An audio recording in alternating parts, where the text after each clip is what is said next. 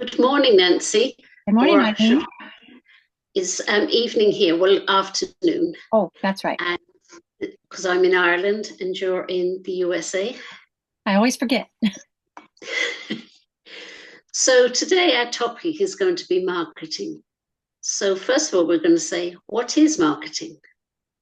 It's a big subject, Big so topic. it is a big topic.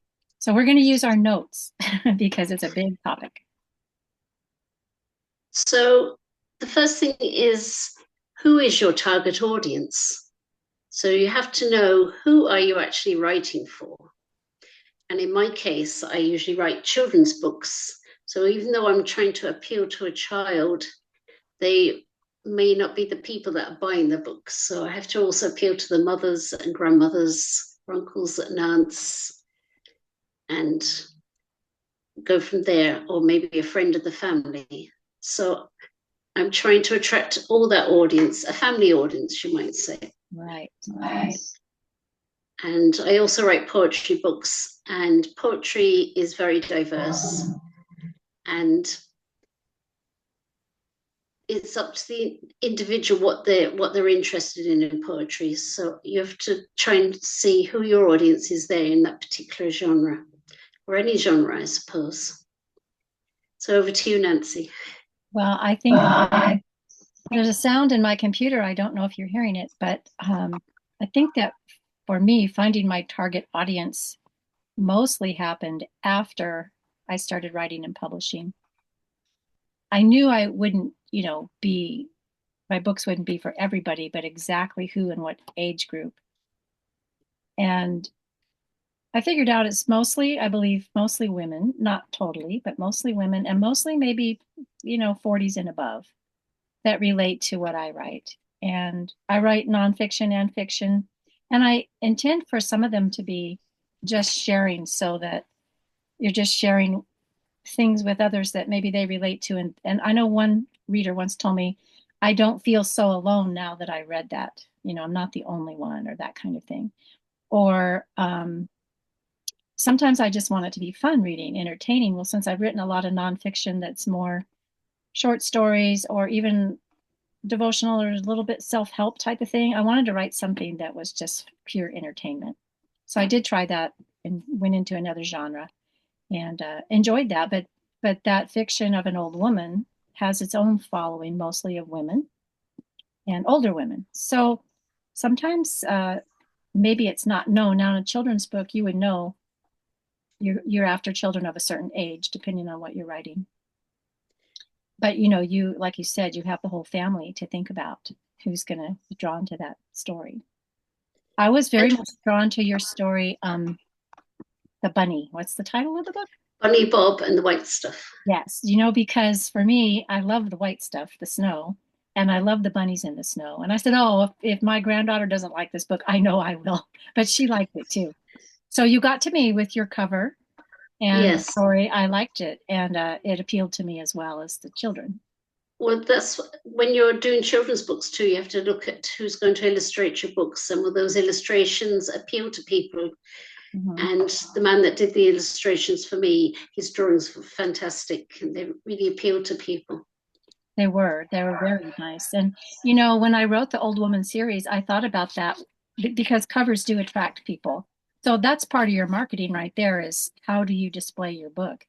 And when I wrote the Old Woman series, I did not want a face because I knew up front that I wanted every reader who read it, to picture their own mother or their own grandmother or aunt, whoever it brought to mind. I didn't want them to have a preconceived notion of what this character looked like. The only thing I showed were old hands on each cover. And a woman commented on that at a recent book fair that I was at. And she said, I really like these covers that show the old hands. And I told her I specifically did not want a face or a whole woman on there. She goes, I really like that you did it this way. And it does allow a little more imagination, maybe in that case, for the reader to get into the story. And one told me, oh, it reminds me so much of my mother. I kept picturing my mother here. So if she had had a preconceived Yes. face or something, that might have hindered that, I thought. So it's important what we do with our book covers.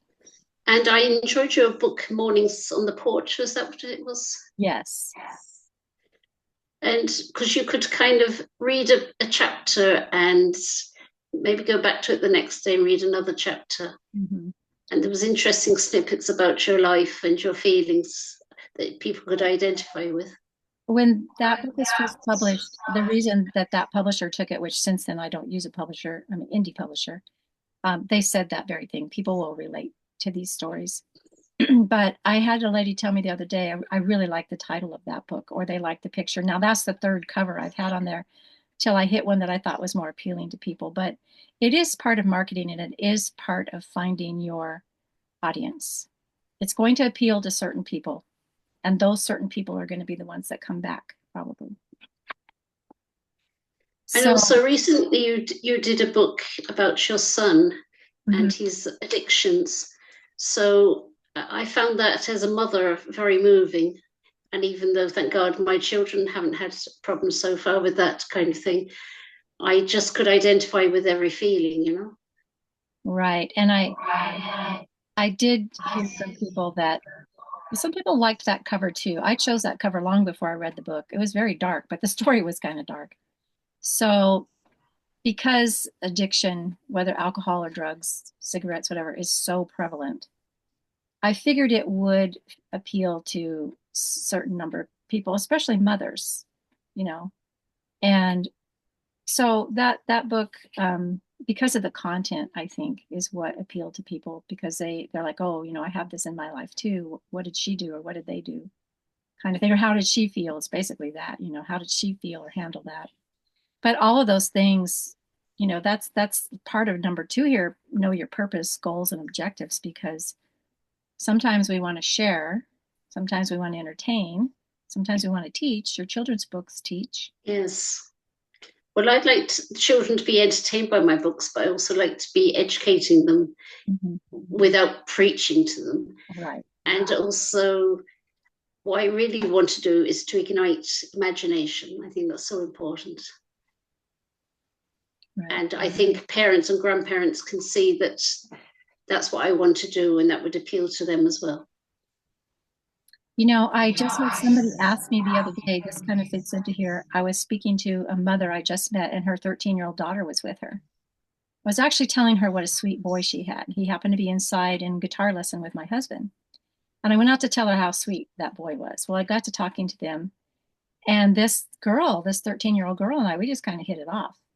And she told her mother later, she said, I want to read one of her or some of her books. And I thought, wow, she's 13. What book do I have that she would relate to? Or, they're not really written for, they're written more for adults, but teenagers can handle them too.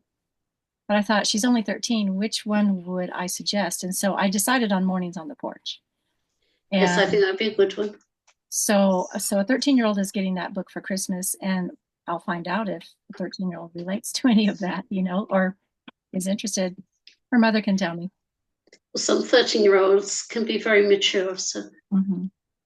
So, there's a wide range of people out there, and you want to kind of zero in, if you can, on who would most enjoy your writings and then cater to them. That's something we've been learning through our process, I think. So, I mean, you're selling your books, but you're also, I suppose, selling yourself, your personality, Mm-hmm. what things you're interested in. I think people are interested to know what you're interested in as a writer Mm-hmm. and what appeals to you. And that probably appeals to your people that want to read your books. So you find out after a while Yeah, who your fans are and why they enjoy your books. right. And you probably have something in common with them as well. I always like to say that we're more alike than we are different because, I mean, as humans, we experience so much of the same things and we have the same feelings, anger, fear, all of those things come into our writings, whether it's nonfiction and about our own life or we build it into our characters, you know. And of course, then you have to come down to the hard work of do all this stuff online that you have to do to try and promote your book and sell your book. So there's all kinds of things to do. You can do videos, you can do ads on Amazon, on Facebook, and other social media. and you can actually meet people face to face in bookshops, book launches. There's a whole array of things that you can do to promote your book. But then you have to kind of question, you can't be pushing your book too much, or people are going to say, oh no, not her again. Yeah, right. Oh no, here we go again. It's a touchy thing because I think most authors that I know, because so many of us tend to be more introverted than extroverted. Like I always say, I can extrovert for a while, but then I have to go home and rest, you know? Yes. But I enjoy people. And so I particularly enjoy the one-on-one the most, like with that little girl, or at the book fair we had here and different book signings we have. I enjoy that speaking one-on-one with people. But I lost a little bit of my train of thought. We've learned that, what I was going to say is we've learned in doing this that we have to do something. It's like any other store or business. You have to say what you have that someone might need or enjoy. You have to say it and put it out there for them to find it. And, I always think of when we put our books on Amazon, there's 3 something million books on there. So you're like a tiny grain of sand on a giant beach. And so somehow you have to find your readers and let them know that here's something that you might enjoy. Because as a reader, I love people to love to read. I want to instill reading in other people. Yes, I think that's very important as well. Mm-hmm. So, I mean, we're not just out there to try and make money. Of course, a bit of money would be lovely.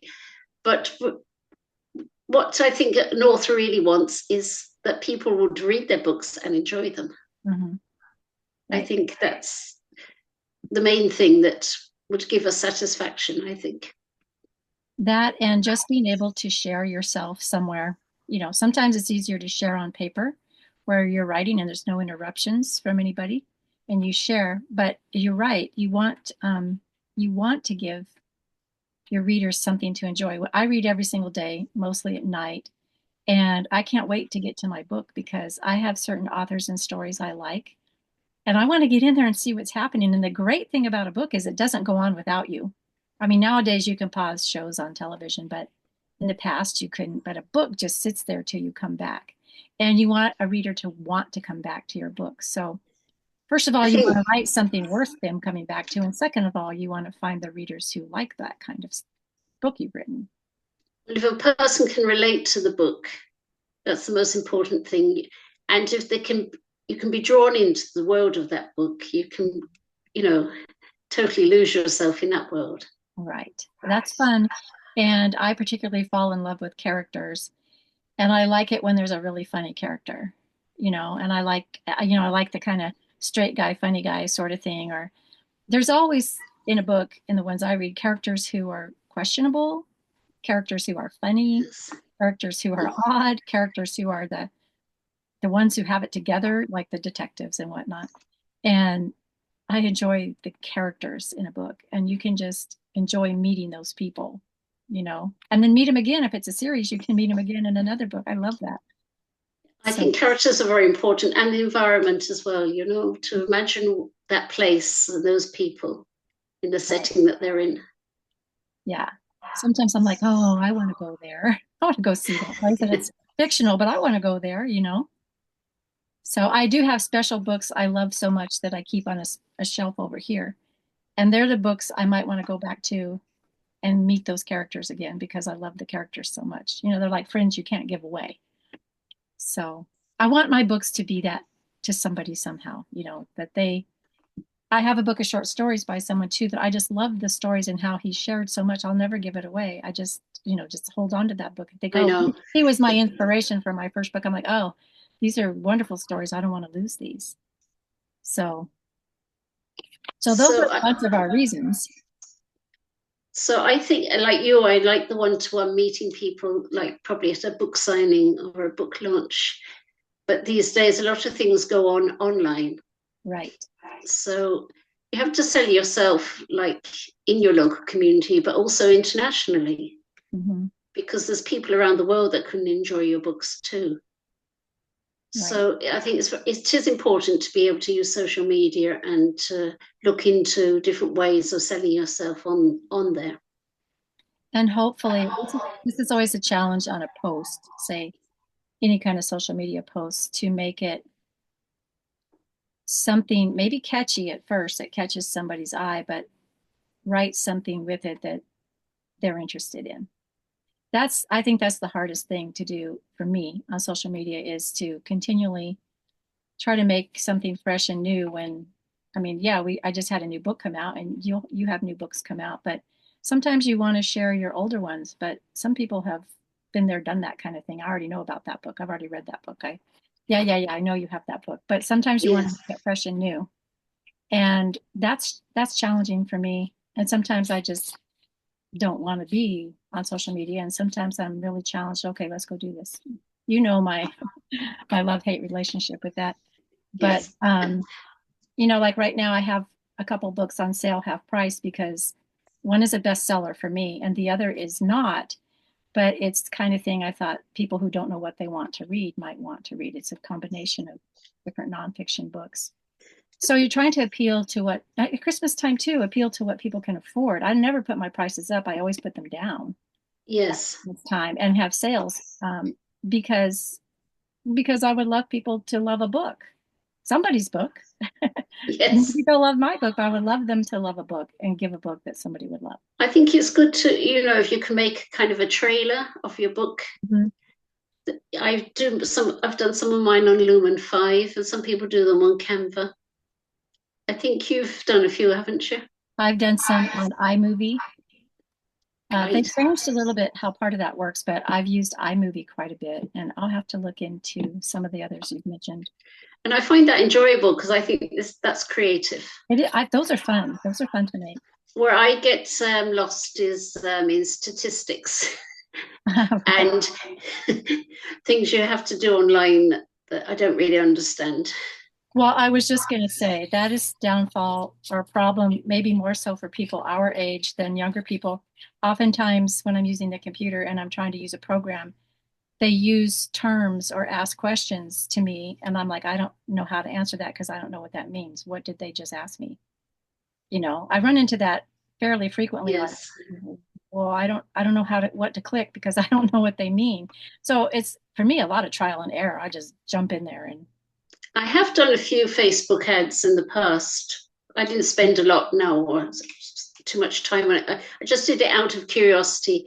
And it's interesting, like you can see what age groups are interested, Yes. which gender, which Mm-hmm. countries they come from. So that's interesting. It is. Yeah, that is interesting.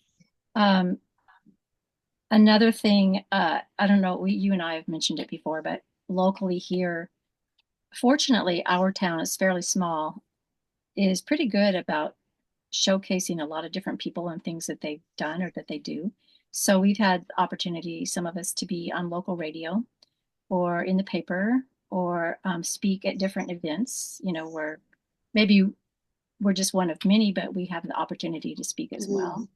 And I think that helps people get to know you and what you're about. And either they're going to like what you write or not, or like you or not, but there will be some who do, And so those are always a little bit challenging to do as well, a newspaper interview or a live radio interview. And they're not always live, but I some. do think that when there's a group of you, though, it's, Mm-hmm. we all support each other because my local writers group, we've done a couple of children's anthologies and we've done some ordinary anthologies of poetry and short stories. Right. And it's hard work, but it's worth it in the end. And everyone gets something out of it. We've done similar here with anthologies, and I always think that's so neat that there's Eileen in Ireland. She's 6 hours ahead here. It's 5 o'clock your time right now, I think. It's 11 here. Yes. Right? And so I'm not even up to lunchtime, and she's almost to dinner time, but we're so far apart, but we met through an authors group, and we're similar in a lot of ways. And she's doing things there in Ireland that I'm doing here. And we're not so different. We have the same kind of things that we do and the ways we go about them and the opportunities or not that we take. And we're in the same boat. And sometimes working with other writers, partnering up is very good. Mm-hmm. It's a good idea. At the moment, I'm actually working with an artist. He's got very nice, lovely, bright paintings, and he lives in Australia. Oh, nice. And he asked me to write poems for his pictures. So that's what I'm doing at the moment. Oh, wow. That's referencing pictures for the poems. So And that's I've also worked with a young poet in Pakistan who's very interested in girls' rights and educating people. And I've done a poetry book with her as well. And I'm also working with another lady in Pakistan on animal welfare for children. So there's lots of projects going on. yes, you know, the internet has brought the world together in these ways. One gentleman I've worked with to edit for him, you know him, in Pakistan, and I've connected with somebody in Germany and another person in Pakistan. However, if you want to hire somebody, in this particular case, I've used the gentleman for years, and I adore his work on book cover designs, especially. And he's good at interior design too. But I've learned to do that. I haven't done much with my own book covers yet, but I am starting to. But it's very hard to pay people. So if you're hiring some help, you have to watch where you are. They can't use PayPal. They can't use different things. The country's very tight. And the last time I went to pay him for some work, my bank wouldn't let me. It wouldn't let me go through the one way we found to pay him. They opened it long enough for me to pay him what I owed him. But I know that I can't again use him because there'll be no way to pay him for his services. So at least not anything found yet. So it's a little bit different when you're working with other countries. You know what kind of security they have, or your bank has what kind of security it has for outside countries, and it's pretty tight. It's very tight. So a lot of these things, many of us have learned to do on our own, and I really enjoy the formatting process because that's a creative thing too. And some of these things we do outside of the writing are very creative processes if you like that kind of thing. Well, I find the formatting quite daunting, but so I tend to maybe get my daughter to do it or someone. Yeah, I don't or know. pay someone. I tried one time and went, oh, I really like this. And since then, I've been able to do it for other people. But I use one particular program, but I'm learning two others. So we'll see. You know, you can't learn everything in a day. No, I don't want to give up my writing time either. So, I mean, it's a constant learning course. Sorry, learning curve. it is. It definitely is. And you have to be persistent and consistent. Well, when we talked about that, I just put a big old star there because that to me is above everything else. Once you've figured a little bit of this out, be consistent and persistent, and it takes time. I think we both found that it takes some time, some years sometimes. It does. I would say, you just have to give it time. You do. And I shared this with Eileen earlier. I have two childhood stories that I like. And one is The Tortoise and the Hare, Aesop's Fable. You just slow and steady go along, and eventually you win the race. Eventually that book is out there. Eventually you've created and published something or done some other job you wanted to learn. Also, you might remember The Little Engine That Could. I think I can, I think I can, I think I can. I loved that story as a child, and I still love and keep that story internally within me. I think I can, I think I can. And then when I'm just like, oh man, I don't know, I say, you know what, just do it. The Nike slogan works for me. It's just like, just do it. So those kind of spur me on, you know. I mean, it can be overwhelming at times when you're trying to do 100 different things. Right. Plus your ordinary life as well. But you have to keep banging away at it, and you'll get there in the end. Yeah, we do have other people in our lives besides our characters and other things we have to do. But I think it really does take persistence and doing something over and over. I mean, even on social media, we've learned that just because you put a post up doesn't mean all your friends or followers are going to see it. No. You know, like a few tiny bit of them are going to see it. And then so if you put it up again another day, maybe same people will see it, but maybe somebody new will see it. And so that there's always that feeling of, oh, I don't want to irritate everybody. But at the same time, I know for a fact that people have come to me much, much later and said, oh, you write, or you published a book, and that's, 12 books down the line. And they didn't know. I mean, and they're here in town or they're online with me and they didn't know. And so we don't know a lot of what other people are doing as well. And it just takes that persistence and being consistent. I do think it's good to have support from your local community, because Mhm. especially the libraries, and as you say, use the local radio and the local newspaper. Mhm. And okay, it's good to get an international audience, but I think if you can start with your local audience, that's a good thing to do. Right. I think so. One time, our writers group was asked to come to the Arts Center one afternoon. This was about a year or so ago, and speak to or tell stories to um, a group of disabled individuals that came from a certain home. They were of various ages, mostly young adults. Some of them very disabled, physically and otherwise. But we did, and I was telling a story I like to tell. It's a short story that I wrote, and this one young man in the audience really got into that one, and he knew a lot of facts about snakes, and that story was this it's about snake, and it was very fun that we got to go. I think three of us went and shared some stories from our books with that group, and they responded well, and we enjoyed doing it. I hope we get a chance like that again. When something like that comes up, we try to say yes right away because you want to take all the opportunities that you can. Stories are there to be shared. I mean, in the old days, that's they sat around the fire and exchanged stories. Right. So So, sometimes, my granddaughter, she'll say, "Tell me a story, Grandma." And I'll say, "You want a true story or a made up story?" She'll say, "A true story." So I just tell her stories of like when she was born or when her mother was right. born, and she's like captivated. She wants to hear it. Or sometimes I just start making something up, but I'll use like a little girl character similar to her. Yes, The kids especially love to hear stories. they do. I always loved to hear stories when I was a child. Yes.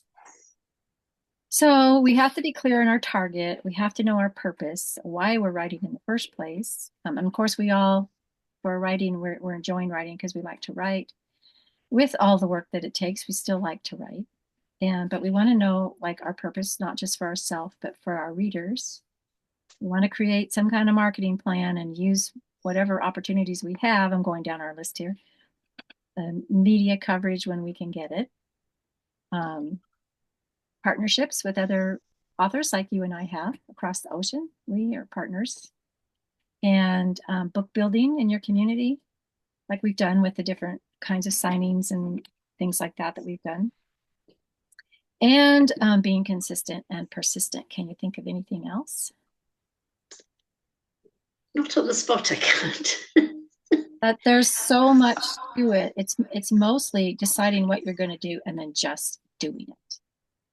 You just have to do it. That's it. And slowly but surely, you'll get some notice from people, and you'll see some books get purchased, and maybe get some reviews. I mean, that's a big one. You hope Well, I to. suppose doing courses or meeting up with other authors besides in your own community, you can meet up online and discuss different things. That's good too. Mm-hmm. So, Yeah. and there's a lot of creative people out there, and it's good to meet and network. Networking is very important, I think. I recently was in a summit, and I got a lot of information from there. I think we are just about out of time. Okay, it's lovely being talk.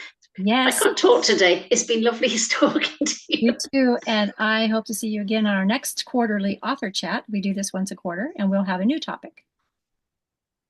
Bye Lovely bye. to see you again anyway, Nancy. Bye Bye. bye. You too.